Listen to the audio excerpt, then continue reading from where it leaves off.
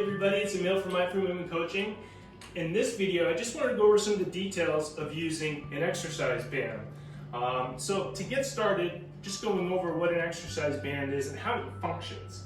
So an exercise band here, it's an elastic band and it stretches. And the farther I stretch it out, the more resistance I begin to feel.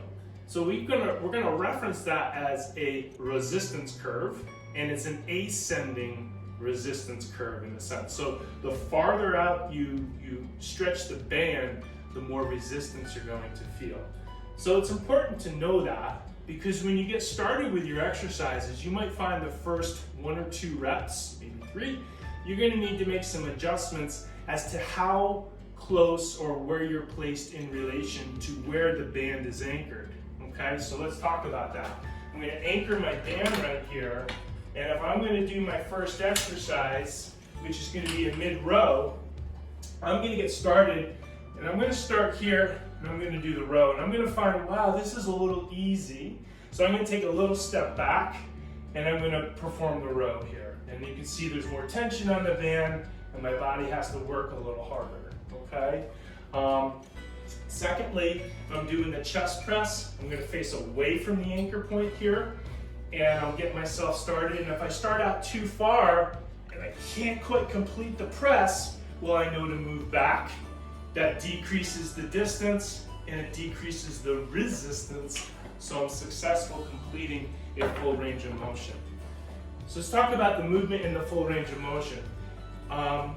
2 things that I'll often see with both of those exercises. So if we talk about the chest press first, oftentimes I see a broken wrist develop. So now we've lost structural integrity to negotiate or transfer those forces during the push.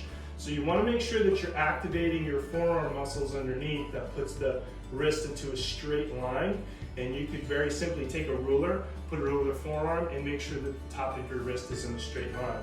If you're having difficulty maintaining this straight line throughout the press, it's likely too much resistance, take a step back or go with a lighter band, and then continue, and you can progress once you're able to maintain good alignment.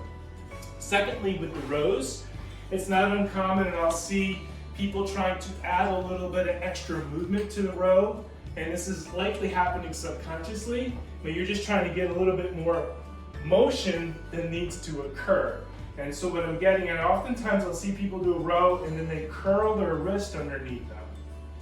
And they're just really trying to get a few extra inches of motion, or they're missing out on that good scapular retraction. So they're trying to get the arm back. The arm can't go back any further, so they're trying to complete a little bit of compensation. Multitude of reasons why that could be occurring. The take home is, when you're working with the band, whether it's with a chest press or a row, keep a straight wrist, okay? And keep in mind how that ascending resistance curve works and the adjustments that you need to make at the beginning of your set. If you like the channel, you like the videos, please subscribe. You can like this channel, or excuse me, the video. And if you have any questions or comments, feel free to chime in the comment section below. All right, have a good day.